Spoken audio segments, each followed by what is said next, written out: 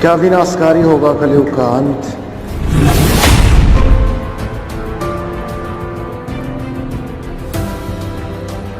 क्या दुनिया हो जाएगी खत्म।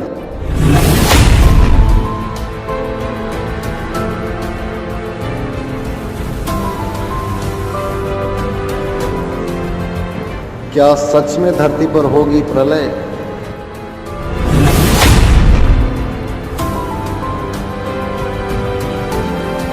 24 अवतार तक हो चुके हैं, 25वां और आवेगा नीकलंक नाम से कलयुग के अंत में। राजा हरिश्चंद्र जी स्वर्ग में बैठे हैं, उनको फिर यो चौधरी बना के भेजेगा काल यहाँ का अवतार बनावेगा। और वो क्या करेगा, कलयुग के लास्ट में कृतघ्नी लोग हो जाएंगे। अब ये जो समय चल रहा है वर्तमान का पुण्यात्माओं, ये मोक्ष काल है। अब ये मोक्ष समय है और ये कुछ 1000 वर्षों तक रहेगा। एक बार फिर पुनः स्थिति ऐसे आएगी पृथ्वी पर जैसे सतयुग में हुआ करता था, क्योंकि सब मार धाड़ कर रहे हैं, चोरी लूटी खसोटी माया जोड़न की होड़ लाग रही है। किसी का बरकत नहीं, किसी को शांति नहीं, सबकी दुर्गति दूने दुख। निरे मेडिकल खोल लिए, शहर शहर में निरे हॉस्पिटल प्राइवेट भी, हर सब का भीड़ जो खचाखच भरे रहते हैं, क्योंकि उनके पाप नहीं कट सकते, वो मर जाए सड़ का हॉस्पिटलों में। और परमात्मा की दया से वो रोग आपके वैसे ही ठीक होने लग जाएंगे, क्योंकि परमात्मा से बड़ी कोई शक्ति है ही नहीं। लेकिन वो होंगे किस तरह, इस विधि से आपके अंदर नम्रता, आपकी भक्ति बढ़ेगी। तो ऐसे ये एक बार पूरे विश्व में एक बार या दौड़ रुकेगी, नहीं तो आग लाग रही है। बाण भाई का प्यार रहा नहीं, माया माया दिखे, भाई भाई का माया के ऊपर मिनट में मुकदमा, लट्ठम लट्ठा, बाप की इज्जत नहीं, माता पिता से प्यार रहा नहीं, और कोई साहूकार दिखता ना। मान किसी ने 2 नंबर करके इकट्ठा भी कर लिया, फिर पाप का भागी बनेगा, आगे 84 लाख योनियों में दुख पाओगे। तो बालक नादान बच्चे हैं जो जहर खा रहे हैं, जब इनको ज्ञान हो जाएगा फिर छुएंगे नहीं, हाथ भी ना लावें। तो अब ये समय बहुत अच्छा चल रहा है। लास्ट अब क्या होगा, जब ये युग, ये कुछ समय है, मालिक का ये ज्ञान पूरे विश्व पर जाएगा, इसने कोई नहीं रोक सकता, क्योंकि सबको जरूरत है परमात्मा की, और यहाँ सुख होता है सबको। तो वहाँ जाने के बाद तो फिर लास्ट में कति कृतघ्नी प्राणी हो जाएंगे, भक्ति कोई करेगा ही नहीं, क्योंकि अभी तक तो ये ही नहीं पता था भगवान कौन है, मंत्र कौन सा जिस तो भगवान मिले, ये रोड़ा रड़ा रखी थी बात। अब ये कंसेप्ट क्लियर हो गया। अब कबीर परमात्मा ने क्या बताया था कि 9 मन सूत उलझिया, ऋषि रहे जखमार, और सतगुरु ऐसा सड़ जाए दे उड़ जाए ना दूजी बार। 1 किलो सूत हो ना, सूत धागा, पहले कच्चे सूत होया करते, वो उलझ जाता, जब उन्हें खेचे तो टूट जा, गांठ पड़े, वो धीरे धीरे सुलझाना पड़ता था। वो सारे दिन में 1 किलो भी सुलझ कर नहीं देता था। परमात्मा कहे इन ऋषियों ने, अज्ञानियों ने, इन महर्षि कहलाने वाले कथित ऋषियों ने इस ज्ञान को अज्ञान बना दिया, 9 मन सूत उलझा दिया, उल्टी कथा सुना के वेद विरुद्ध ज्ञान दे के सबके हृदय में यो अज्ञान ठोक दिया। अब 9 मन सूत उलझा रखा है इस ज्ञान का, और कहते हैं 9 मन सूत उलझिया, ऋषि रहे झकमार, और सतगुरु ऐसा सुलझा दे उड़ जाए ना दूजी बार।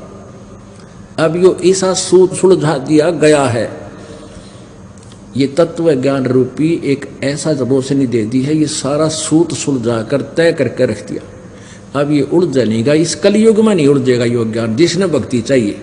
अगर भक्ति करना बंद कर देंगे वो अलग बात है, क्योंकि ये कुछ दिनों तक ये साइंस काम करेगी। अब पुण्यात्माओं, आज साइंस के चक्कर में आकाश में बना के विमान घूम रहे हैं, इससे भूल गए भगवान को। अगर 2 वर्ष वर्षा ना करे परमात्मा, ये धरे के धराए रह जाएंगे। कंप्यूटर, सैटेलाइट, नेट, इंटरनेट, इन्हें कोई देखने ही ना रहेगा, मर जाए भुगत भुगत तरफ के। तो एक समय ऐसा आएगा कलयुग में, फिर काफी वर्षों के बाद वर्षा बंद हो जाएगी। ऐसे वर्षा पड़ा करेगी जैसे वो, इस साइंस का नामो निशान नहीं रहेगा, और सब कृतघ्नी प्राणी हो जाएंगे। मांस, कच्चा मांस खाओगे, चोरी जारी करके सारे, मतलब ऐसा बुरा हाल हो जाएगा। और 5 वर्ष की लड़की के संतान होनी शुरू हो जाएगी। 20 वर्ष की आयु होगी, उसमें 5 खंड होंगे। 15 वर्ष की आयु में सभी मनुष्य, स्त्री पुरुष, युवा भी हो लेंगे, बूढ़े भी हो लेंगे, मर भी लिया करेंगे। और बिल खोद के, क्योंकि कद बहुत छोटा हो जाएगा, 1.5 फुट का, और पूरी पृथ्वी पर जैसे कीड़े मकोड़े हुआ करें इतनी जनसंख्या हो जाएगी, बिल खोद खोद का अपने वो मकान बना लिया करेंगे। और फिर इतने कृतघ्नी हो जाएंगे, भगवान का कोई नाम रख लेगा नहीं, सभी दुष्ट हो जाएंगे। तो उस समय ये नीकलंक नाम का अवतार होगा। 25वां अवतार, और 10वां भी उसी को कहते हैं, 25वां भी उसी को कहते हैं। उसकी बहुत लंबी खड़ग होगी, तलवार होगी, वो अच्छी मजबूत शरीर का होगा। और फिर इनको ऐसे काटेगा जैसे अड़ंगा काटा कर किसान खेत में, इन सभी को मारेगा। उस समय किसी के हृदय में जरा सा भी कोई परमात्मा की जगह बची हुई होगी। वो कौन होंगे? वो आप में से होंगे, क्योंकि जो ई पार हो गए, पूरा विश्वास करके, भक्ति सत करके, मर्यादा में रहे तो पार हो जाएंगे। और कुछ रह गए काल के हाथ लग जाएंगे, उनका फिर मनुष्य जन्म होता रहेगा इस पुण्य के कारण। और भक्ति आगे करेंगे नहीं, वो पुण्य ही उनके कई जन्मों तक चलते रहेंगे। फिर थोड़ी बहुत चाह उनके भगवान की फिर भी रही रहेगी, उसमें फिर वो बचेंगे। और जमीन जो है 3 हाथ समझो, 4.5 फुट नीचे तक, इसमें ऊपर से लेकर 4.5 फुट तक उपजाऊ अंश नहीं रहेगा। आप देख रहे हो, एक फसल को तैयार करने के लिए दे खाद पे खाद, दे खाद पे खाद, यूरिया और फलाना, और कितने कट्टे इसमें जहर ठोकर लाए गए। अंत में यह कति निष्क्रिय हो जाएगी, या योग्य नहीं रहेगी काश्त करने की, उपजाऊ नहीं रहेगी। तो फिर क्या होगा कि फिर बहुत जबरदस्त वर्षा होगी, पूरी पृथ्वी पर जल ही जल कई फुट खड़ा हो जाएगा। और कई वर्षों में जाकर के वो धीरे धीरे सूखेगा। और नीचे जो जहर चला गया पृथ्वी में, वो ऊपर आएगा, ऊपर आकर के वो ऊपरली सतह पर, पृथ्वी को नीचे से फिर घास जमेगा, ऊपरली सतह पर वो विष खत्म हो जाएगा। और नीचे से उपजाऊ अंश काफ़ी वर्षों तक जब उसमें खड़ा रहने से फिर घास फूस पैदा होगा पृथ्वी पर, पेड़ पौधे हो जाएंगे हरिये पे। और वातावरण दूषित होने के कारण आपका कद घट जाएगा, इस जीव का कद, हाइट कम होती चली जाएगी। तो प्रदूषण को फिर ये वृक्ष ठीक करेंगे, पूरी पृथ्वी पर वन ही वन हो जाएंगे। और सारे जो प्रदूषण को, वन ऑक्सीजन को छोड़ेंगे, कार्बन डाइऑक्साइड ग्रहण करेंगे। इस प्रकार ये पूरे वातावरण को फिर परिवर्तित कर देंगे। और फिर क्या होगा कि माता पिता तो छोटे छोटे हुआ करेंगे, और बेटा बेटी उनसे दुगनी उम्र के, दुगनी हाइट के होने लग जाएंगे कुछ ही दिनों में। और फिर सतयुग प्रारंभ हो जाएगा। और जो अच्छी आत्माएं फिर सतयुग में जन्म लेंगी, लेकिन वो होंगी वही जो अब विचलित रह जाएंगी, और ईप पार होगी, उनका फिर जन्म नहीं होगा। वहाँ आपकी ऐसे ही मनुष्य जीवन होगा, आपका ऐसा ही परिवार होगा। जैसे आप यहाँ जन्मे तो आपको धीरे धीरे आपका पूरा एक संसार बस गया, ऐसे ही वहाँ आपका एक परिवार होगा। जो अच्छी आत्माएं आपके बच्चे हैं, अगर वो भक्ति करके तो जो के तो ये बच्चे आपके साथ वहीं आ लेंगे। और नहीं, वहाँ पर आपको बहुत अच्छी व्यवस्था होगी, और वहाँ से भी आपको अलग से परिवार आपका उसी तरह होगा। और मृत्यु नहीं, बुढ़ापा नहीं, और किसी चीज़ का अभाव नहीं। तो यहाँ जो प्रसंग चल रहा था, 88 में 2500 में पूछे, ये तो अस्थिर है नहीं, कबे मुकाम कबे कूच। 88,000 ऋषियों में, और ब्रह्मा, विष्णु, महेश, माया और धर्मराया, इन 5 को में, और फिर ये तो अस्थिर है नहीं, और कदे मुकाम कदे कूच, यानी इनकी भी सबकी जन्म मृत्यु होती है। ये स्थिर नहीं है, ये अविनाशी नहीं है। 10वां तो अवतारे है हिमालय का नीर, बहुत तक गोते खाएंगे, सतगुरु कहे कबीर। शब्द संदेशा कहते हूँ बिन बिन भेद विचार, इसको माया जानियो हो 9-10वां अवतारे। माया माने ये भी जन्म मृत्यु के अंदर माया के खिलौने हैं। 9वां और 10वें जो अवतार हैं, ये भी माया ही के अंदर, काल के अंदर ही उलझ पुलझ हैं। कृष्ण कन्हैया राम है ये बलि बावन अवतार, अरणा कुश नरसिंह है सब माया विस्तार। वो तो अचल अनूप है नूरी दे शरीर, वो परमात्मा और है जिसका नूरी शरीर है, तेजो में शरीर है, तेज पुंज का शरीर है। अब हमारा शरीर है 5 तत्वों के पुंज का, पुंज माने समूह, 5 तत्वों का पुंज है, और वो केवल एक नूरी तेज पुंज का शरीर है परमात्मा का। निराकार शरीर है मालिक, निराकार है परमात्मा, निराकार नहीं नर आकार, मनुष्य जैसा साकार है।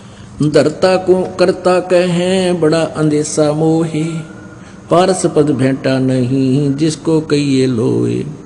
लोक अलोक द्वीप सब पूर्ण पद प्रकाश, धौल धरनी सब जावेंगे थिर रसी आकाश। घट में शोक से लक्षलाइए सूतक बढ़ा अंधेरे, ये दम गिनती के दिए भाई फेर सको तो फेर। है निचोड़ कर दिया सारे ज्ञान का। क्या बताते हैं कि घट में सूतक बढ़ा, सबके अंदर जो ना शोक सिलसिला, ये सूतक बढ़ा अंधेरे। अब सूतक पातक बोलते हैं, सूतक कहें किसी का खुशी होगी बालक हो गया, और पातक कहें मृत्यु हो जा। कहते हैं दुख और गम ये तो यहाँ आपका सदा बने रहेंगे थोड़े बहुत, और ये दम गिनती के दिए भाई फेर सके तो फेर, ये गिन के मनुष्य जीवन दे रखा आपको, आपके श्वासों की गिनती करके आपका जीवन निर्धारित किया हुआ। और एक मनुष्य के श्वास की कितनी कीमत है। होय होय कहता हूँ कई जात हूँ कहूँ बजा कर ढोल, और श्वास जो बिना नाम के जात है, ये 3 लोक का मोल, कबीर जी कहते हैं। अब क्या बताते हैं कि घट में शोक सिलसिला और सूतक बढ़ा अंधेर, ये दम गिनती कीजिए तो फेर से कहते फेर। अब कोई कहता जी मैंने नाम ना जपया 2 दिन, क्यों नहीं जपया भाई? अब टेंशन सी होगी थी। अच्छा भाई टेंशन में नाम में छोड़ा तने, रोटी खानी छोड़ी ना, पानी पीना छोड़ा ना भाई, और है टाइम लगा जब सिनेमा भी देखा तने, है तेरा गजब भैया। और छोटी मोटी, क्योंकि आप बहुत ज़्यादा पाप से ग्रस्त हैं। धीरे धीरे जैसे कपड़ा घना मैला हो गया, एक बार साबुन लाया तो थोड़ा सा कुछ दिखेगा, अखाई साफ होने लग गया, फिर 2 बार 3 बार 4 बार साबुन सुबन लाने से फिर उज्जवल होगा। तो ऐसे ही आप जी भक्ति कर रहे हो, धीरे धीरे धीरे धीरे आपके युगों युगों के ढेर हैं पाप कर्मों के, और ये साबुन और जल अभी प्राप्त हुआ ही शुरू है आप लगाने इसमें, अब देखना निर्मल हो जाओगे। तो इस दौरान, अब जैसे इस दौरान जो जीवन है आपका, इसमें थोड़ी बहुत ठूठा बनी रहा करे, और भक्ति नहीं छोड़नी चाहिए, भक्ति करें पार पड़ेगी, नहीं तो फिर भक्ति छूट गई और ये तो और ज़्यादा बढ़ जाएंगे चूँचात है। एक समय एक दरोगा जी घोड़ी पर चढ़ा जा था, कहीं आ रहा था SHO, और गर्मियों के का समय मौसम था, उस घोड़ी को भी प्यास लग आई और खुद को भी बहुत जोर की प्यास लग रही। एक किसान रहट के द्वारा पानी निकाल रहा था, सिंचाई कर रहा था अपने खेत में। पहले रहट होते थे, पुली सी लगाई जाती थी ऊपर, पुली के ऊपर चैन के ऊपर बाल्टियां वेल्ड करके नीचे से भरकर आती थी, वह पुली घुमाई जाती थी बैलों के द्वारा, जैसे कोल्लू घुमाया करें। तो पहले इसे जुगाड़ होया करते, एक लंबा सा लठ लेकर उसकी पाट बनाया करते, कोल्लू में डालकर वो सारा जुगाड़ को में, तो वो पुली चर्रक करे जो वो चल है, कुछ कोल्लू चर्र चू वो ऐसे चलता था। नीचे तो पानी भर का आता, तो लोड में वो पुली में चू चर ये होती रहती थी। अब दरोगा जी ने देखा कि सामने पानी निकल रहा है, वहाँ पानी मैं भी पीऊँगा और अपनी घोड़ी को भी पियाऊँगा। और घोड़ी पर चढ़ा और उसके निकट आया तो घोड़ी उस रेट्स के चलने से वो चू जो हो रही थी, ची चू जो चल रही थी, उसने बिदक गई और बिदक कर दूर भाज गई। दरोगा जी गुस्से में कहने लगे, रहो रहट वाले, इस चूचू को बंद कर, मेरी घोड़ी डरती है। उसने रहट रोक दिया, बैल रोक दिए, तो चू खत्म होगी, तो गिल्ला पानी खत्म हो गया, क्योंकि चू चल रहा था वो पानी तो। और वो आगे खेतों में सूखे खेत थे, साथ पी रहे थे जल। तो घोड़ी निकट लेकर आया तो जल नहीं पाया। दरोगा जी कहने लगा वो जल निकाल। उसने फिर बैल आंक दिया, फिर चू चू हुई तो घोड़ी फिर 1 किला दूर जा खड़ी हुई। ऊपर दरोगा जी उसने कहा रे चू चू को रोक। उसने फिर बैल रोक दिए और फिर निकट आया, कहने का पानी निकालो। पानी निकालने के लिए फिर चू चू, वो अब घोड़ी फिर बाज गई। अब वो किसान बोला दरोगा जी इस चू चू में पी गए तो पी गए ना, दोनों मरोगे तुम। तो भैया संसारिक जो टेंशन पेंशन थोड़ी बहुत चू चू हो जाएगी, लेकिन इस राम नाम ने पिए जाइयो ना तो बिरन मट्टी हो जाएगी। बोलो सतगुरुदेव।